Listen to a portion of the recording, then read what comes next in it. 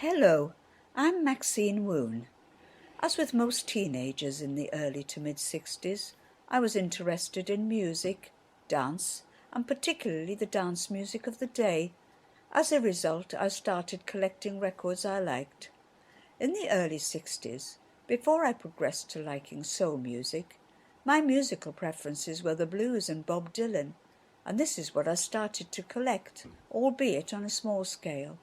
Artists like John Lee Hooker, Jimmy Reed, Muddy Waters, Memphis Slim, and also the British blues bands like John Mayall and the Blues Breakers, Alexis Corner's Blues Incorporated, and the Graham Bond Organisation. Even in the darkest reaches of Wales, between 1964 and 1968, I was able to see many of the British bands. I also collected, but never saw, Bob Dylan. It was a bit later, about 1964-65, when I would listen to my transistor radio under the bedclothes at night and hear the sounds of young black America being played on Radio Luxembourg, the pirate ships, and occasionally the BBC light radio during the daytime. This was when I heard for the first time the fantastic sounds of the Temptations, Four Tops, the Miracles and the like on Tamil and Motown, Aretha Franklin on Atlantic, Otis Redding on Vote, and Sam and Dave, plus many more on Stax Records. Having heard this wonderful music, I was confident I had found my true passion, which kick-started my record collecting in a more serious way. Alas, not that easy for me where I was living at the time, because there were no specialist shops to hand. By way of an anecdote, on a Saturday, if I left work early and got home before 1 o'clock, I would catch the end of the Jack Jackson radio show on the BBC Light programme.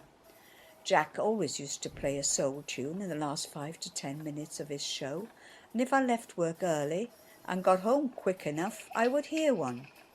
On this particular occasion I did, and I was lucky enough to hear Willie T. Thank You, John.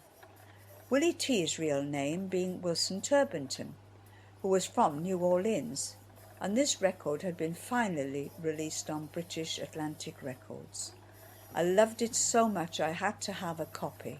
As I mentioned earlier, it was never easy buying specialist records in my hometown, which was a little Welsh town called Aberystwyth.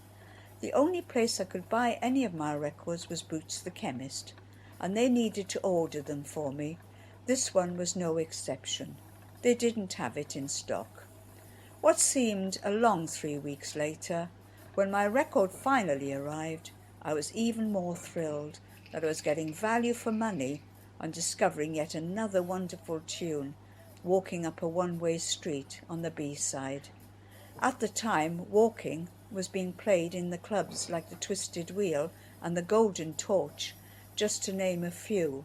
It went on to be big on the northern soul scene some years later, and it is still played today. Yes, two truly wonderful pieces of soul music on a single slab of vinyl.